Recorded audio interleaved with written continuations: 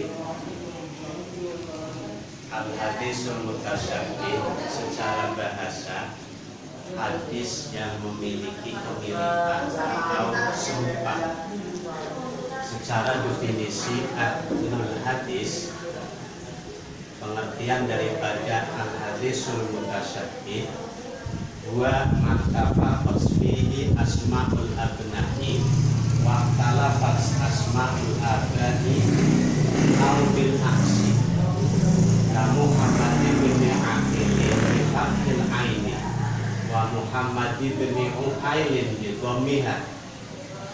Jika diartikan hadis mutasyabih adalah mattafaqat, suatu hadis yang sesuai di dalamnya atau yang di dalamnya sesuai asmaul abna'i, beberapa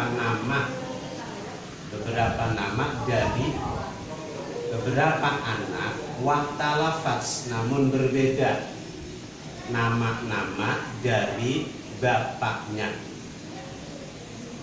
aubil aksi, atau sebaliknya. Yang dimaksud sebaliknya itu bapaknya sama namun nama anaknya berbeda. Nah, itu yang dimaksud makna aubil aksi atau sebaliknya. Salah satu contoh kita bandingkan seperti nama Muhammad bin Aqil dengan menggunakan fathatain pada lafaz Aqil dibandingkan dengan Muhammad bin Uqail.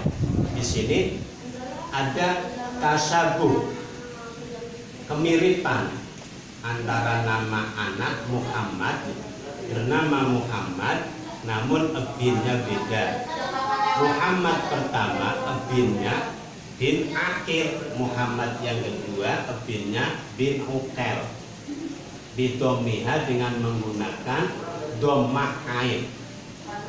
Al-awwalu, yang pertama tabi'iyun rawa an Ali radhiyallahu an. Contoh yang pertama itu dari seorang tabi'in, dari seorang tabi' itu pengikut. Rawa an Ali, yang meriwayatkan dari Ali radhiyallahu an. Wasani, yang kedua min suyukhil Bukhari, yang kedua itu dari gurunya, guru daripada Imam Bukhari. Contoh Suraij bin Nu'man, bisin, menggunakan shin, al-mujamati, yang menggunakan titik, wal ha'i al-muhmalah, dan ha al-muhmalah. Jadi Suraij bin Nu'man dengan Suraij bin Nu'man. Jadi antara Suraij dengan Suraij, jadi menggunakan shin yang ada titik dengan shin yang tidak ada titik. Nah, ini namanya periwayatan dari seorang guru dari beberapa gurunya Imam Bukhari.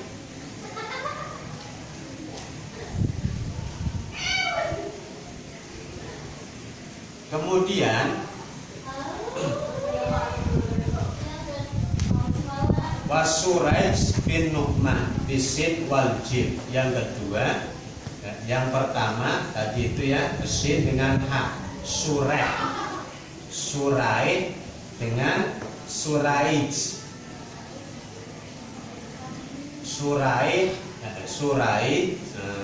Suraij dengan Suraij.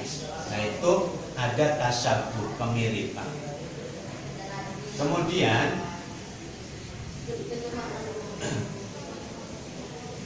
dari Nisaburi, al-awalu Nisaburiyu wasani Firyabiyu. Nah, itulah kemiripan nama dari nama anak-anaknya namun ebinnya orang tuanya beda, ya.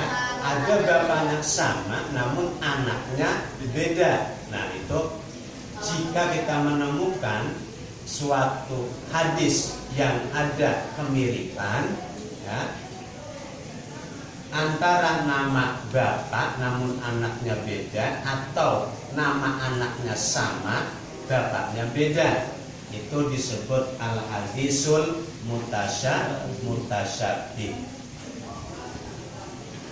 Ada sebuah peringatan begini, wa qad sannafal khatibul baghdadi fil mutasyabih kitaban jalilan samahu tahdisul mutasyabih wa huwa katsirul faidah. Wa qad sannafa, sungguh telah disusun oleh seorang imam Al-Khatibul Baghdadi bernama Khatib Al-Baghdadi fil mutasyabih, mengenai pembahasan mutasyabih, kitaban sebuah kitab jalilan yang mulia, kitab yang sangat bermanfaat, samahu yang dinamakan disebut Takhlisul Mutasyabih. Jadi ada sebuah kitab namanya Takhlisul Mutasyabih. Itu sebuah kitab yang membahas, mengungkap kemutasyabihan nama-nama antara nama anak dan nama bapaknya.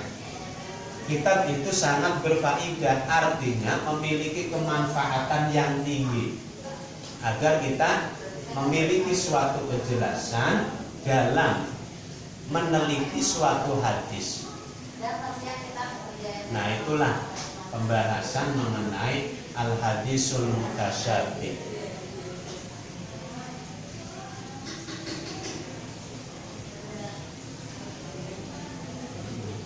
Kemudian yang kedua al-hadisul mubham. Al-hadisul mubham, secara bahasa pengertiannya hadis mubham itu artinya adalah samar, hadis yang samar. Kemudian didefinisikan oleh ahli hadis, wa ma fi matnihi aw sanadihi syakhsun lam yusamma. Hadis mubham itu ialah suatu hadis yang di dalam matanya wa ma fi matnihi aw sanadihi, suatu hadis yang di dalam matanya atau sanadnya syakhsun, seseorang lam yusamma, seseorang yang tidak disebutkan namanya. Jadi suatu hadis yang di dalam matan atau sanadnya ada seorang nama, namun tidak disebutkan namanya siapa.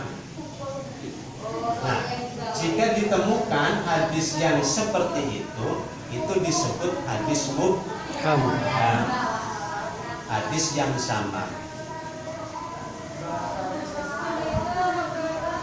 Seperti contohnya begini, misalul awali, contoh yang pertama, hadisu Aisyah radhiyallahu anha annan ra'atan minal ansori qalat lin nabi kaifa atasimu minal haidi qala khudhi firsatan mumassakatan fatawaddu'i biha salasa. Nah, coba perhatikan, dalam hadis ini terdapat nama anam ro'atan, sesungguhnya seorang wanita. Anam ro'atan, sesungguhnya ada seorang wanita. Wanita di sini namanya tidak disebutkan. Siapa namanya perempuan tersebut? Perempuan itu dari golongan Ansor atau dari daerah Ansor atau kaum Ansor. Qalat, ia berkata lin nabi, kepada nabi, Berkata di sini maksudnya bertanya kepada Nabi mengenai apa? Kaifa aghtasilu minal haid. Kaifa, bagaimana aku mandi minal haidi karena haid. Bagaimana aku mandi setelah haid? Qala, ia jawab, Nabi menjawab, khudhi firsotan mumassakatan fatawaddu'i biha salasa. Khudhi firsotan, ambillah sepotong kain. Ambillah sepotong kain mumassakatan yang diberi wewangian, Fatawaddu'i, lalu berwuduklah kamu, atau makna fatawaddu'i di sini bukan berwudu seperti mau sholat. Fatawaddu'i itu kemudian bersihkanlah olehmu, bersihkanlah biha dengan firsoh mumassakan, sepotong kain tersebut yang diberi wewangian, salasan 3 kali.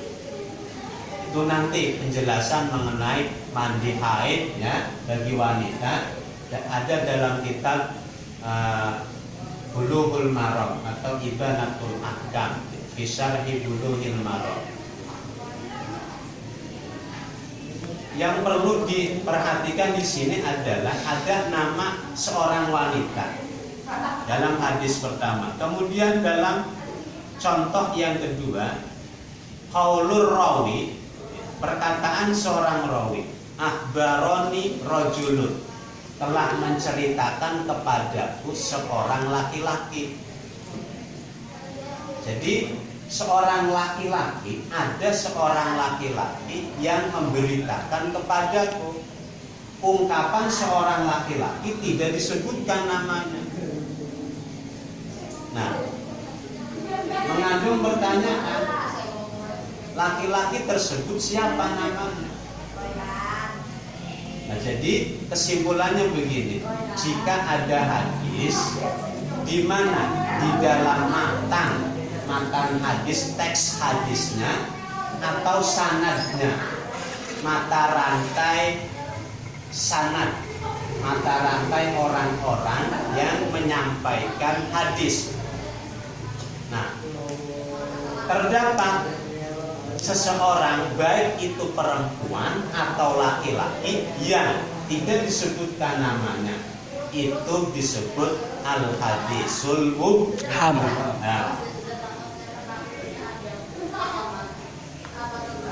Nah, cukup gitu. Dan ada 2 materi yang saya sampaikan. Yang pertama al-hadisul mutasyabih wal hadisul mubham. Ya.